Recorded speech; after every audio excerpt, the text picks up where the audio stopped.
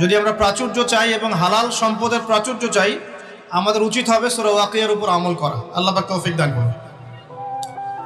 এবার আসুন, এই সূরার মধ্যে মোটামুটিভাবে 4টা থেকে 5টা অংশ আছে।